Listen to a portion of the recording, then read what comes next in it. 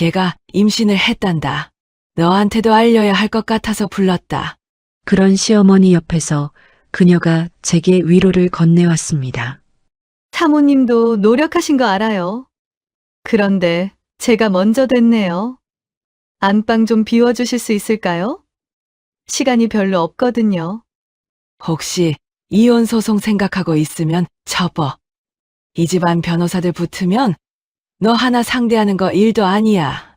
짐은 이번 주까지 빼주고. 저는 그 말이 끝나기도 전에 짐을 그날로 다 빼버렸습니다. 그리고 9개월 뒤 남편은 눈물 섞인 전화를 60통이나 남기게 됩니다. 그 이야기 지금부터 들려드릴게요. 사람들은 흔히 그러죠. 막장 드라마 너무 비현실적이다. 저런 일이 실제로 어디 있냐? 근데 저는 이 바닥에서 오래 일하면서 시청자 사연 게시판 운영하면서 깨달은 게 하나 있어요. 드라마는 오히려 현실을 절제해서 보여주는 거더라고요. 작가들이 대본에 그대로 옮기면 너무 자기적으로 보일까봐 일부러 덜어내는 디테일들이 있는데 진짜 인생은 그런 걸 다 합쳐놓은 것보다 더할 때가 많습니다. 그리고 그 증거를 다른 누구도 아니고 제가 직접 겪게 될 줄은 몰랐죠. 그것도 제가 그 이야기의 한가운데 당사자가 될 줄은요. 살다 보면 정말 별의별 일이 다 일어난다고 지금부터 제가 겪은 막장 드라마 뺨치는 이야기를 들려드릴게요.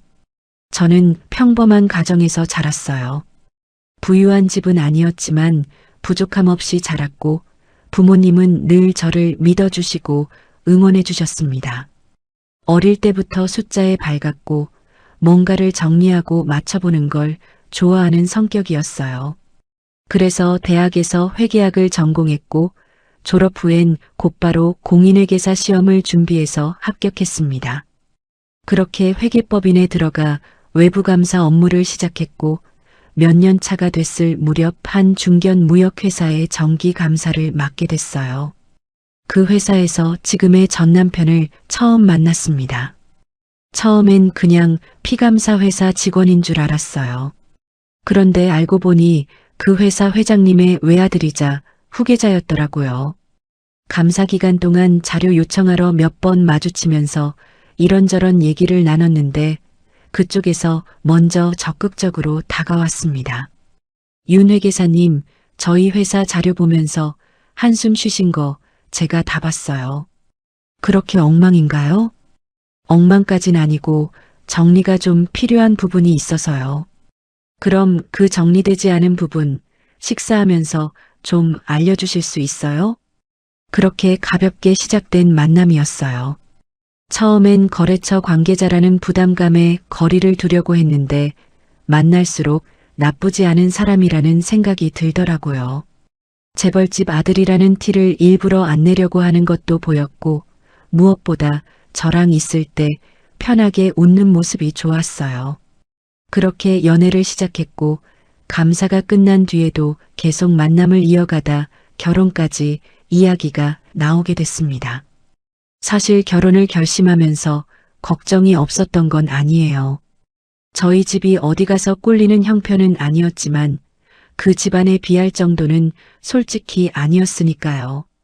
그래서 시댁에서 텃세를 부리지 않을까 마음의 준비를 단단히 하고 인사를 드렸는데 의외로 시아버지 반응이 좋았어요. 자네가 그 감사 나왔던 회계사라고?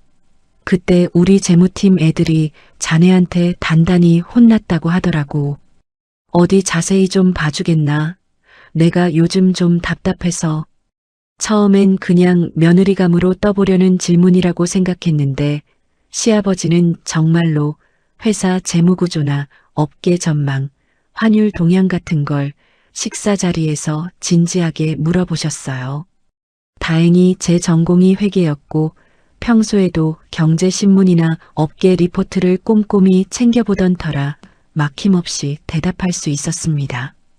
그때부터 시아버지의 태도가 눈에 띄게 달라지셨어요. 이야, 이거 보통이 아니구나. 우리 회사 외부 회계사들도 다 비슷비슷한 얘기만 하는데 자네는 핵심을 짚는구먼. 정우야, 너는 이런 며느리 들어오는 거 영광인 줄 알아라. 아빠 나도 있는데 왜 자꾸 윤 회계사님만 칭찬해? 나 서운하려고 그래. 내가 서운할 게 뭐가 있어. 너도 좀 배우라는 소리지. 그땐 그게 그냥 화목한 시댁 풍경이라고만 생각했어요. 결혼 전부터 저는 자연스럽게 시댁에서 집안의 두뇌 같은 위치를 차지하게 됐고, 명절이나 가족 모임 때마다 시아버지는 저랑 대화하는 걸 가장 즐거워하셨죠. 반면 정작 외아들인 전 남편 박정우는 그 자리에서 낄 말이 별로 없었어요. 사실 정우 씨는 회사 일에 흥미가 크지 않았습니다. 후계자라는 타이틀은 달고 있었지만 실무는 늘 직원들한테 미루고 본인은 골프나 동창 모임 다니는데 더 관심이 많았거든요. 어쩌다 이런 좋은 집에 태어나서 그럴듯한 직함을 달고 사는 거지. 평범한 집안에 태어났으면 회사 생활이나 제대로 했을까 싶은 생각이 들 정도였어요. 결혼식은 그쪽 집안 기준으로는 조용히, 그래도 저희 집 기준으로는 꽤 성대하게 치러졌습니다. 시아버지는 결혼식 내내 싱글벙글하셨고 시어머니도 그날만큼은 저를 옆에 두고 하객들에게 자랑스럽게 소개하셨어요. 이쪽이 우리 새 며느리예요. 회계사라니까요. 우리 정우보다 훨씬 똑똑한 애예요. 그때만 해도 저는 그게 칭찬으로만 들렸어요. 신혼여행도 다녀오고 신혼집도 시댁 근처에 마련해서 자주 들르며 지냈죠. 처음 몇 달은 정말 평화로웠습니다. 시아버지는 주말마다 저희 부부를 부르셨고 식사 자리에서는 늘 저한테 이런저런 질문을 던지셨어요. 요즘 환율이 왜 이렇게 출렁이는 거냐? 우리 수출 단가에 영향이 있을 것 같은데. 기준금리 인상 기조가 계속되면 당분간은 강세로 갈 가능성이 높아요. 수출 단가 조정은 미리 해지 전략을 좀 짜두시는 게 좋을 것 같아요. 이야, 듣고 보니 그렇겠구나. 우리 재무팀에 가서 한번 물어봐야겠다. 이런 대화가 오갈 때마다 정우 씨는 묘하게 입을 다물고 있었어요. 처음엔 그냥 관심이 없어서 그런가 보다 했는데 시간이 지날수록 표정이 점점 굳어가는 게 느껴졌습니다. 결혼하고 나서도 그런 분위기는 계속됐습니다. 정우 씨는 제가 일하느라 바쁘거나 퇴근 후 겨우 쉬고 있을 때도 시도 때도 없이 회사 일에 대해 물어왔어요. 무역 일이라는 게 환율, 관세, 국제 정세까지 알아야 하는 부분이 많아서 회계와 경제 전반에 배경 지식이 있는 제가 도움을 줄 일이 잦았죠. 시댁에 가서도 주로 시아버지와 저 사이에서 경제 상황이나 업계 이슈에 대한 대화가 오갔고 정우 씨는 그런 대화에 낄 처지가 아니었어요. 그러다 보니 시아버지는 대놓고 저를 치켜 세우셨죠. 내가 그동안 밥상머리에서 이런 얘기 나눌 사람이 없어서 답답했다. 우리 집사람도 그렇고 정우 저놈도 그렇고 세상 돌아가는 거 제대로 아는 사람이 하나 없어. 근데 세아가 내가 들어오고부터 내가 오히려 너한테 배운다, 배워. 자주 좀 와서 식사도 하고 얘기도 좀 하고 그래라. 네가 오는 날이 내가 제일 기다려지는 날이다. 그럴게요, 아버님. 저도 아버님이랑 얘기하는 거 정말 좋아요. 이런 상황이 여러분이라면 어떨 것 같으세요? 저는 정우 씨 입장이었다면 오히려 좋았을 것 같거든요. 내 배우자가 우리 아버지한테 인정받고 좋은 평가를 받는다는 게 보통은 자랑스러운 일 아닌가요? 그리고 거기에 못 미친다면 나도 더 열심히 공부해서 저 대화에 끼어봐야지 이렇게 생각할 것 같은데 이건 그냥 순전히 일밖에 모르던 제 생각이었나 봐요. 정우 씨는 사고방식이 완전히 다르더라고요. 좋겠다, 아주. 아빠랑 둘이 죽이 잘 맞아서 나만 꽂아 놓은 보릿자루 됐잖아. 우리 집에서. 그게 왜 그렇게 신경 쓰여?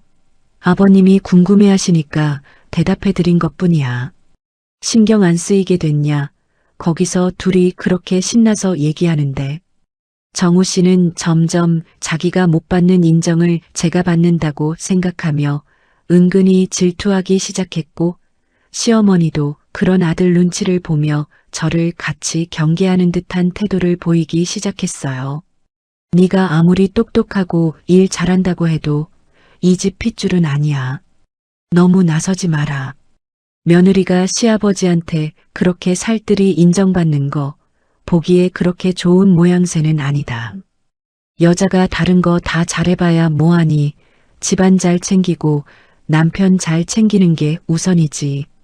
너 요즘도 야근 잦다며. 회계사라는 게 워낙 시즌 되면 바쁘다는 건 알지만 그래도 너무 일에만 빠져 사는 거 아니니. 시어머니는 제가 일에 몰두하는 걸 늘 탐탁지 않아 하셨어요. 그런데 결혼하고 몇 년이 지나도 아이가 생기지 않으면서 그 잔소리는 본격적으로 심해지기 시작했습니다. 아니, 결혼한 지가 벌써 몇 년인데 왜 아직도 소식이 없어? 우리 집 핏줄이 정우 하나뿐인데 너희가 대를 못 이으면 이거 큰일 아니니? 너희 노력은 제대로 하고 있는 거 맞아? 시댁에서 하도 다그치셔서 정우 씨랑 저는 병원에 가서 검사까지 받아봤어요. 결과는 임신이 안 될 정도로 큰 문제는 없다는 거였습니다. 그런데 이 결과를 들고 시댁에 가서 말씀드렸을 때도 분위기는 별로 나아지지 않았어요. 검사에서 별 문제 없다고 나왔다면서 그럼 대체 뭐가 문제야? 둘이 한 집에 살면서 노력을 제대로 안 하는 거 아니야? 어머님, 그게 노력을 한다고 되는 일이 아니잖아요. 시간이 걸릴 수도 있는 거예요. 시간이 얼마나 더 걸려야 하는데. 너희 나이도 있고 우리도 나이가 있어. 내가 손주 안아보고 싶은 마음이 얼마나 큰지 알아? 그리고 너 그 일하면서 스트레스도 많이 받을 거 아니야. 그것도 영향이 있을 거다. 문제가 없다는데 왜 안 생기는 거야? 나이가 많은 것도 아니고 몸에 이상이 있는 것도 아닌데. 안 되겠다. 너 그 회계사 일 좀 줄여라. 아니, 그냥 그만둬. 네? 그게 무슨 말씀이세요? 일을 그만두라니요. 그게 말이 되는 얘기예요? 말이 안 되는 소리라니. 내가 본분도 모르고 애도 못 가지니까 하는 말 아니야. 여자가 이런 집안에 시집을 왔으면 당연히 빨리 애를 가져서 대를 이어야 할 거 아니냐. 근데 너는 어쩜 결혼하고도 일밖에 모르고 사니. 그러니 애가 들어서려다가도 달아나는 거 아니겠어? 일 좀 그만두고 몸 관리에 신경 써.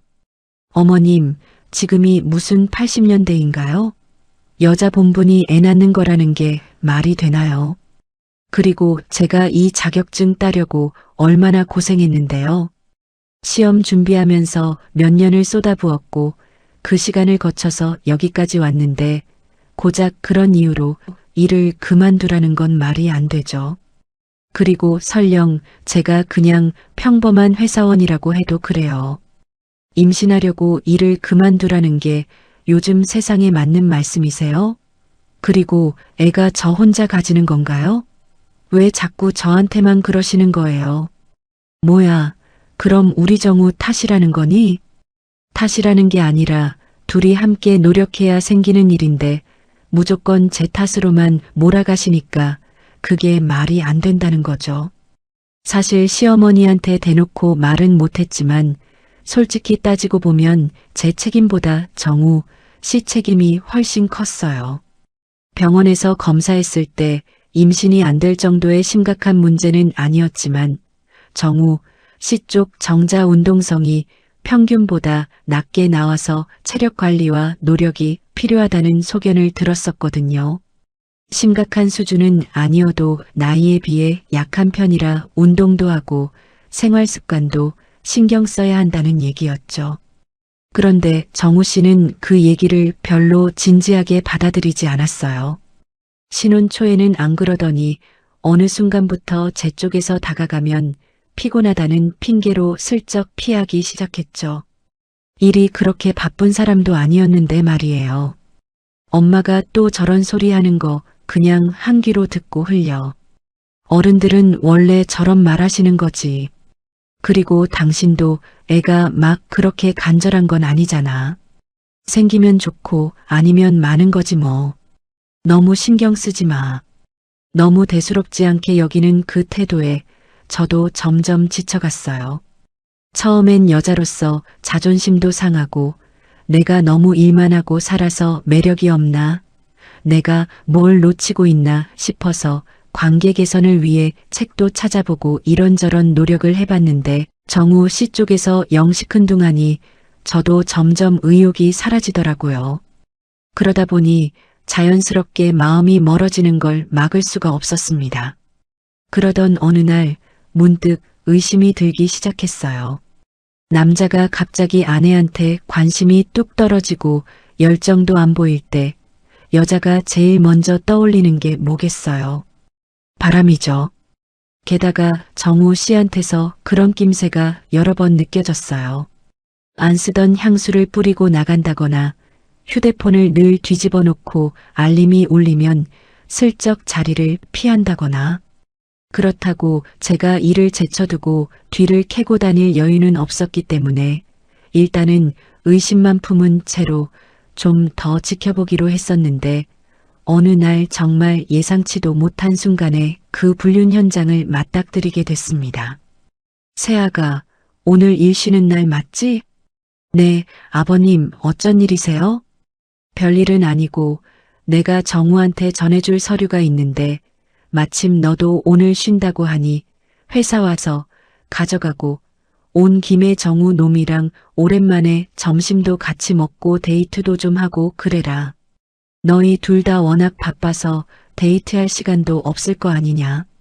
그놈도 요새 일도 좀 하고 성과도 내고 있으니 오후에 잠깐 자리 비워도 내가 눈 감아줄 테니 둘이 나가서 시간 좀 보내고 와라. 시아버지의 그 말에 저는 오랜만에 단장을 곱게 하고 회사로 갔습니다. 결혼한 지 그리 오래되지도 않았는데 데이트 한번 해본 게 언제인지 기억도 안 나서 마음이 좀 들떠있기도 했어요. 그런데 정우 씨 사무실 문을 열었을 때 생각지도 못한 장면을 목격하고 말았습니다. 정우 씨가 회사 신입 직원이었던 여비서와 함께 있는 모습을요. 지금 뭐 하는 거야? 너 지금 제정신이야? 여보, 그게 미안해. 미안하다는 말로 끝날 상황인 것 같아? 내 뒤에서 이런 짓을 하고 있었던 거야, 여태? 나도 그게. 이 와중에 변명을 한다고? 정신 나간 짓을 하고 있으면서 그 와중에 변명거리를 생각해? 일 하나도 못하면서 일머리 없어서 나한테 매일 물어보러 오는 놈이 뒤에서는 이런 짓이나 하고 있었네.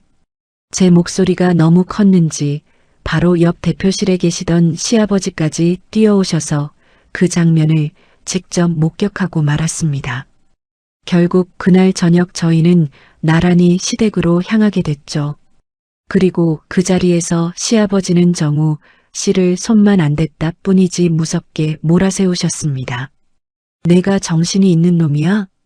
회사에서 그것도 직원이랑? 이게 얼마나 위험한 짓인 줄 알아?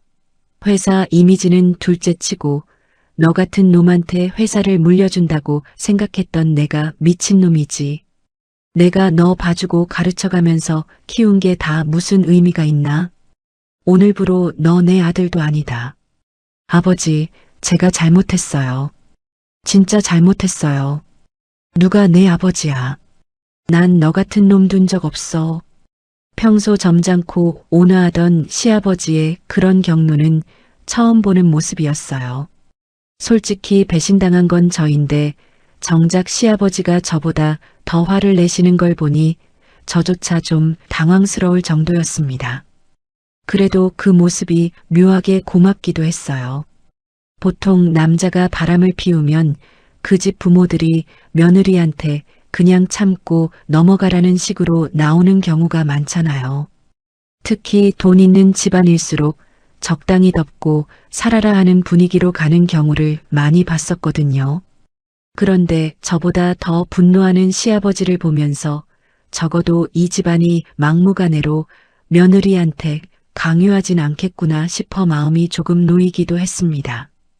그 안심은 오래가지 못했어요.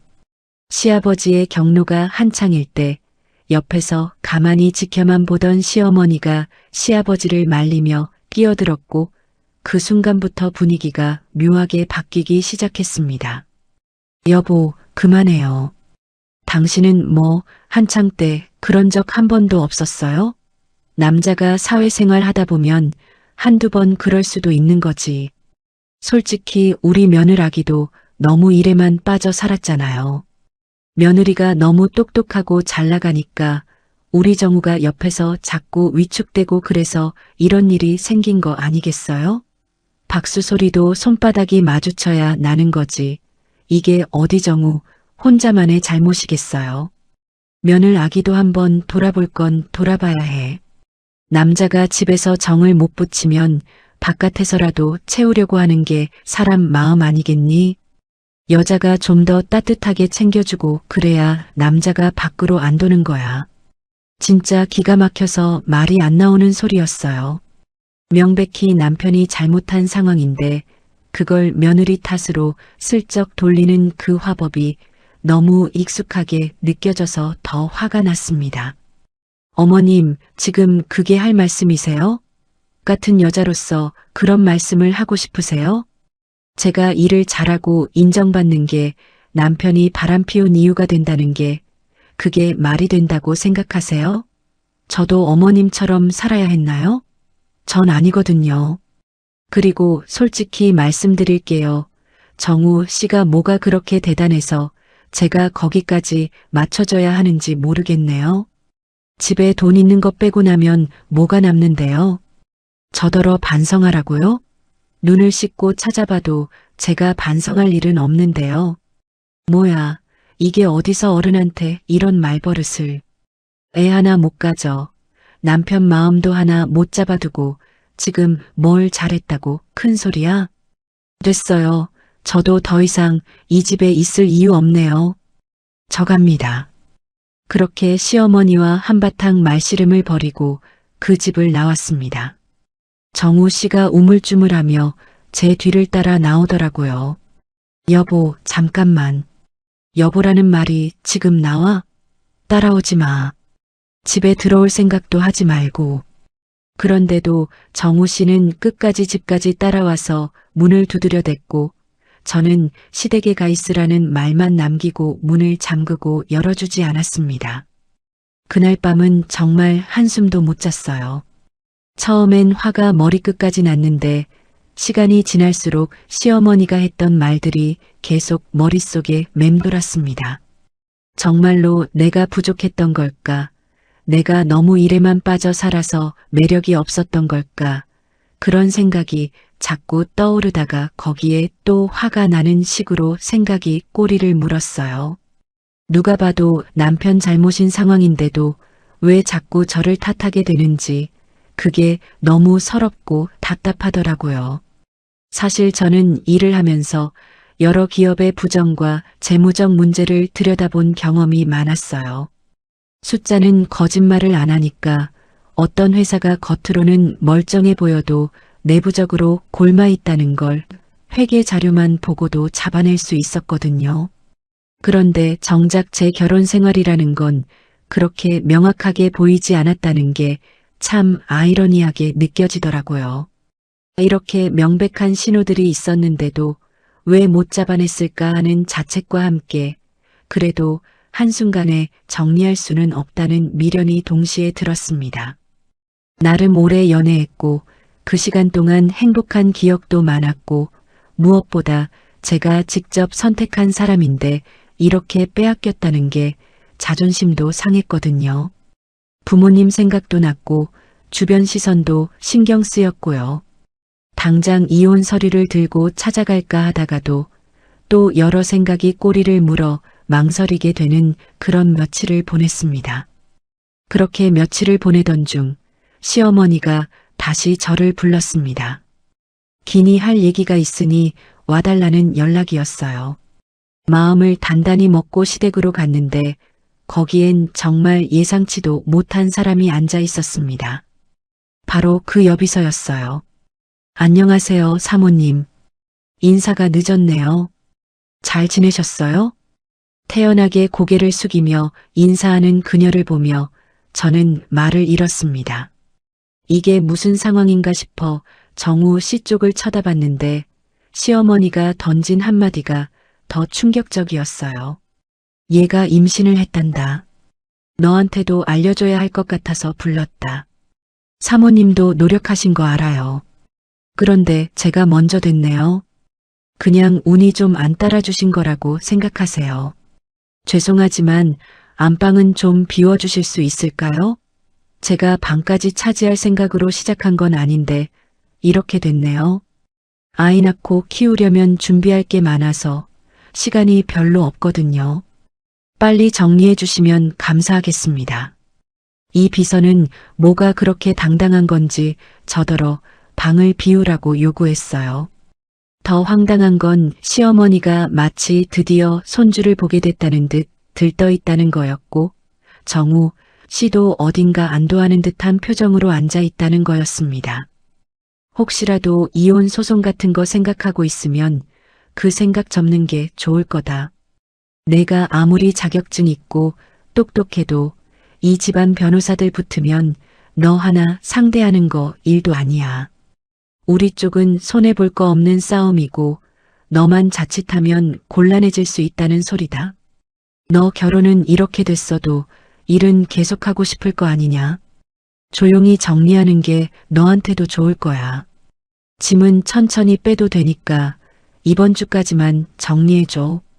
시어머니가 선심 쓰듯 기한을 넉넉히 준다고 했을 때 저는 답했습니다. 천천히 뺄 거 없어요. 오늘 바로 빼드릴게요. 그리고 이혼 소송 얘기 나온 김에 말씀드리는데 위자료로 얼마나 줄 수 있을지 한번 상의해 보세요. 액수가 합당하다 싶으면 조용히 처리하고 아니면 저도 소송까지 갈 생각으로 왔으니까요. 저는 그렇게 큰 소리치고도 당당하게 앉아 있는 그들 앞에 서류 봉투 하나를 내려놓았습니다. 그 안에는 이 집안을 완전히 뒤집어 놓을 비밀이 들어 있었거든요. 사실 정우 씨가 대놓고 외도를 하면서도 오히려 당당하게 나오는 걸 보고 만약 소송까지 간다면 확실한 물증이 필요하겠다 싶어서 얼마 전부터 흥신소를 고용해 놓은 상태였습니다.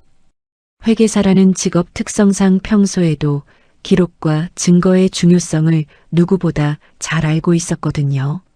일이 이렇게 빨리 터질 거라고는 생각 못했지만 결과적으로는 그게 가장 확실한 방법이었습니다. 그런데 그렇게 고용한 흥신소를 통해 알게 된 사실이 정말 상상도 못한 수준이었습니다. 바로 그 여비서에게 숨겨진 비밀이었어요. 이분 보통이 아니시던데요. 의뢰인 남편분만 만난 게 아니더라고요. 이 사진들 한번 보시겠어요? 남편만 만난 게 아니라고요? 다른 사람도 있었다는 거예요? 흥신소 직원이 보여준 사진 속에는 정말 생각지도 못한 장면이 찍혀 있었습니다. 그 여비서와 시아버지가 함께 있는 모습이었어요. 둘이 허리를 끌어안고 있는 사진, 모텔을 드나드는 사진, 호텔 수영장에서 다정하게 붙어 있는 사진까지 누가 봐도 불륜 관계로밖에 보이지 않는 사진들이 수십 장 나왔습니다. 네, 정우 씨가 아니라 시아버지였어요. 저희가 조사해 본 바로는 정우 씨와 만나기 전부터 이미 회장님과 더 오래 그런 관계를 지속해 온 것 같습니다. 원래 이분이 회장님 개인 비서로 먼저 입사했었고 그러다가 정우 씨가 새로 비서가 필요해지면서 자리를 옮겼던 모양이에요. 그런데 자리를 옮긴 후에도 회장님과의 관계는 계속 유지하면서 아버지와 아들 두 사람을 양쪽에서 만나고 있었던 거죠.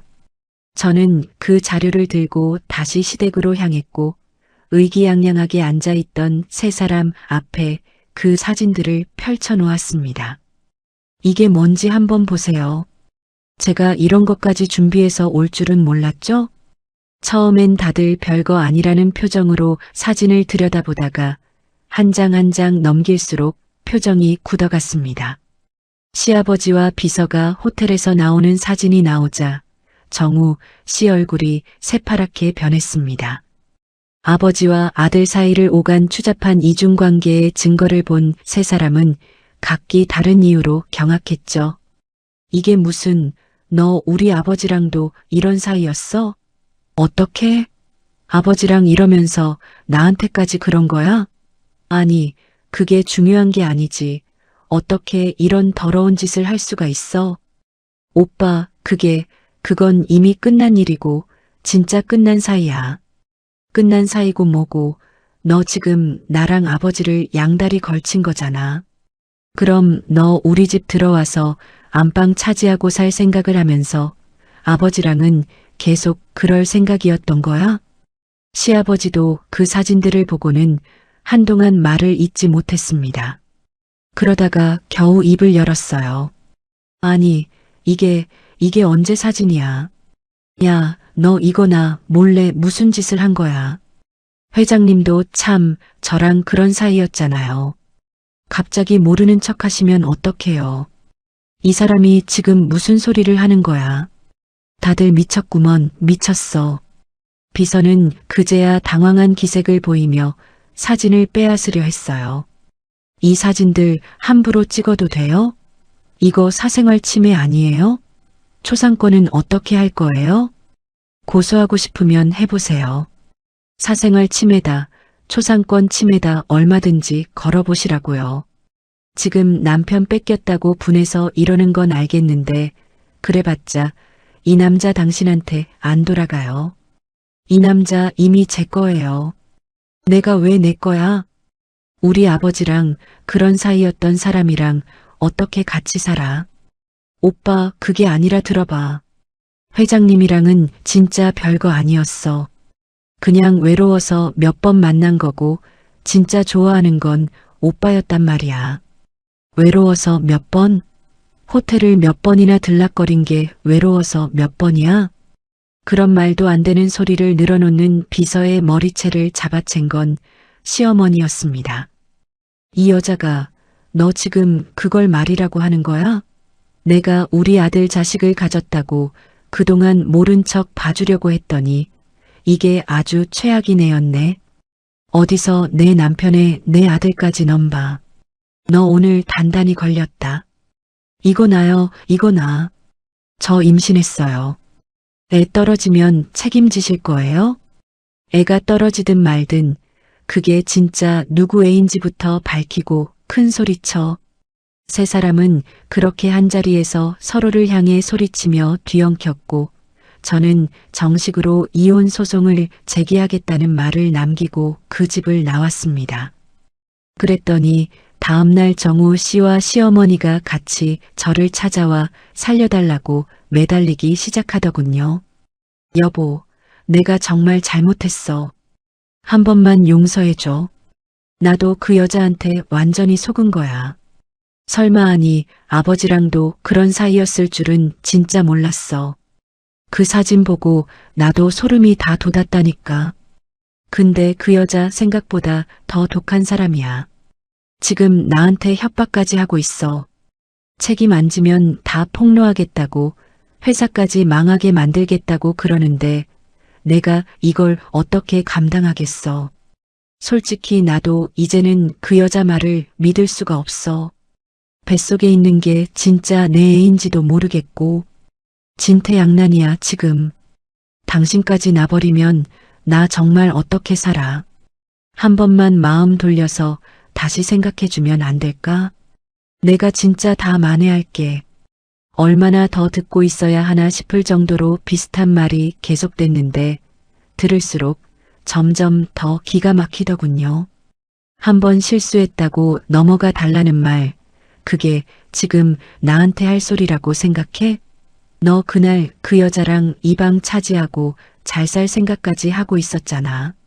협박당했다고 동정받을 입장이 아니야. 내가 그 여자한테 무슨 일을 당했든 그건 너희 둘 사이의 문제고 나한테는 넌 그냥 가해자야. 내가 왜 2주 가까이 연락을 안 했는지 알아? 너랑 다시 잘해볼까 망설여서가 아니라 흥신소통해서 증거 모으는데 시간이 걸려서 그랬던 거야. 그리고 설령 내가 잠깐 고민했다 해도 그게 너 때문이었겠어? 내 일과 경력에 흠이 갈까봐 걱정했던 거지. 근데 생각해보니 그것도 쓸데없는 고민이었어. 너 같은 사람이랑 평생 사는 것보다 한 번 이혼했다는 흠이 훨씬 가벼우니까. 그러니까 더 이상 빌지 말고 그냥 가. 제가 생각보다 단호하게 나오니 옆에 있던 시어머니가 끼어들었습니다. 세아가 내가 대신 사과할게. 우리 정우가 나이만 먹었지 아직 세상 물정을 잘 몰라서 그래. 그런 모진 여자한테 잘못 걸린 거지. 얘가 원래 그렇게 못된 애는 아니야. 한 번 실수지, 2번 그럴 애는 아니야. 그러니 내가 한 번만 더 이해해주고 품어주면 안 되겠니? 전혀 도움이 안 되는 말만 늘어놓는 시어머니였죠. 어머님, 죄송한데 그 말씀이 더 안 들리네요. 나이도 먹을 만큼 먹은 성인이 회사 직원이랑 부적절한 관계를 갖고 거기다 자기 아버지까지 그런 일에 연결돼 있었던 걸 보고도 한 번 실수로 봐달라는 게 말이 되나요? 저는 더 이상 이 집안일에 엮이고 싶은 생각이 없습니다. 그러니 그냥 2분 다 가주세요. 여보, 안 돼. 제발 이혼 소송 가면 나 진짜 끝장이야. 지금도 회사 이미지 안 좋아지고 있는데 소송까지 가면 회사도 휘청거릴 거고 내 입지도 다 무너져. 제발 한 번만 더 생각해줘. 그래, 소송으로 시끄러워지긴 싫다는 거지. 그럼 조용히 정리하는 수밖에 없네. 꼭 이혼해야 하는 거야? 선택지 없어. 일 크게 만들고 싶지 않으면 위자료나 챙겨서 가져와.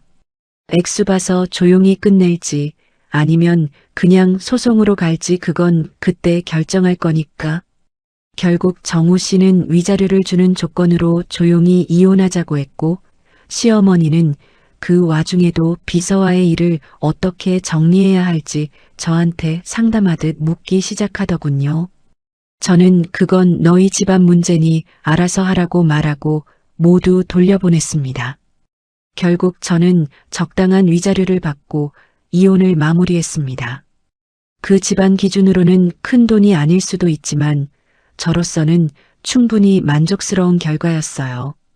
그런데 이혼 절차가 진행되는 동안에도 그 여비서는 계속 정우 씨를 찾아와 책임지라며 매달렸다고 합니다.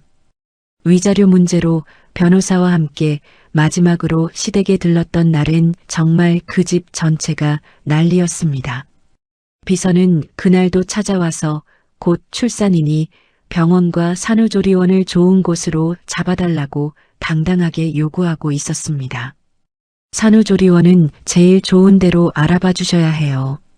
그리고 출산 준비물도 다 새 것으로 사주셔야 하고요. 회장님네 손주가 될 수도 있고 정우 씨 자식이 될 수도 있는데 어느 쪽이든 이 집 핏줄인 건 똑같잖아요. 안 그래요? 시어머니는 그 말을 듣고 화가 나서 소리를 지르다가도 임신해서 배가 부른 사람한테 손을 쓸 수도 없으니 안절부절 못하며 시아버지 쪽을 쏘아보고 있었습니다. 당신 저 여자 어떻게 좀 해봐요. 저게 누구 애인지도 모르는데 저렇게 당당하게 요구를 하고 있잖아요. 나라고 뭐 방법이 있겠어. 저 사람이 지금 우리 둘 다한테 약점을 잡고 있는 거나 마찬가지인데. 정우 씨는 그 옆에서 소파에 거의 쓰러지듯 앉아 머리를 감싸고 있었습니다. 아버지, 저 이제 어떻게 해야 해요? 회사도 그렇고 저 사람도 그렇고 다 어떻게 정리해야 할지 모르겠어요. 비서는 또 정우 씨한테 다가가 팔을 붙잡으며 매달렸습니다. 오빠, 우리 어떻게 할 거야? 나 이제 갈 데도 없어. 오빠가 책임져야지. 진짜 뭐가 뭔지 모를 정도로 난장판이었습니다. 그 와중에 시아버지는 또 저를 붙잡고 따지듯 말했습니다. 내가 그동안 내가 너를 얼마나 아끼고 챙겼는지 알면서 어떻게 뒤에서 이런 식으로 일을 터뜨릴 수가 있냐? 이런 집안일을 그렇게 함부로 들쑤셔놔야 했냐? 이 말이야.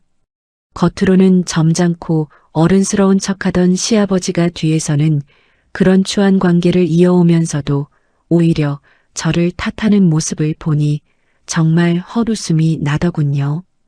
옆에 있던 변호사도 어이없어 하며 말했습니다. 이혼 사건 많이 다뤄봤는데 이런 케이스는 진짜 처음 보네요. 어떻게 이런 집안에서 버티셨어요? 그러게요.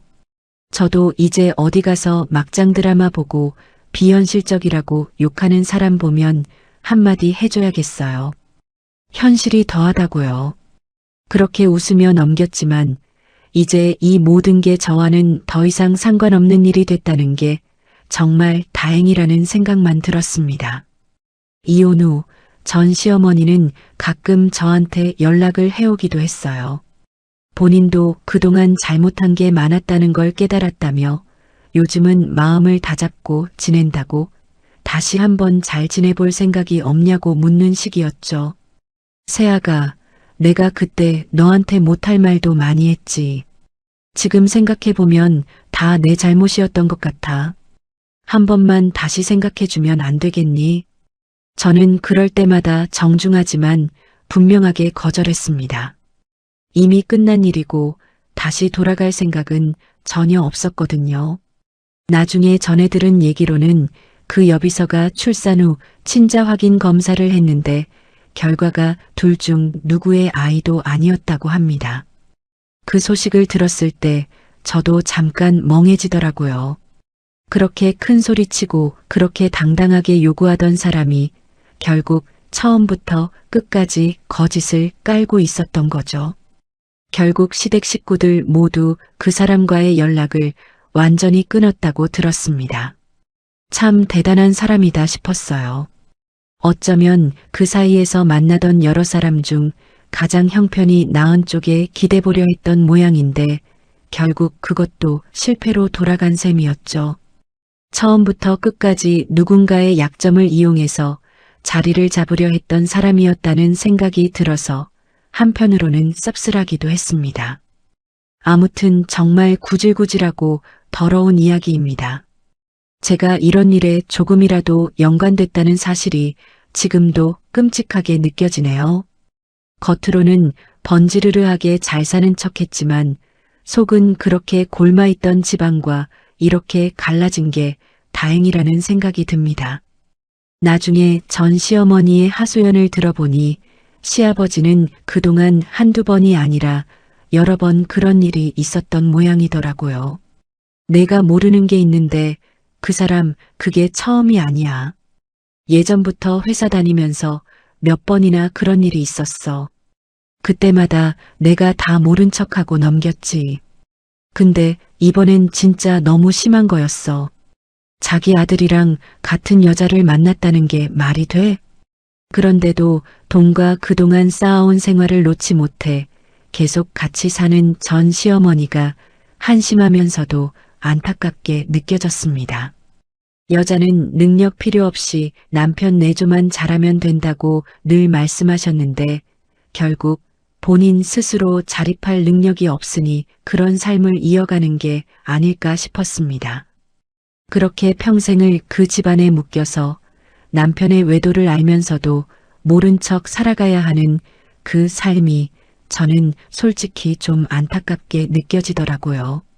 전 남편은 새벽마다 울먹이며 전화를 걸어왔고 부재중 전화는 어느새 60통을 넘어 있었습니다. 회사 일로 힘들 때 혹은 그냥 외로울 때 연락을 해오는 듯 했는데 저는 매번 짧게 답하고 더 이상 길게 이어가지 않았어요.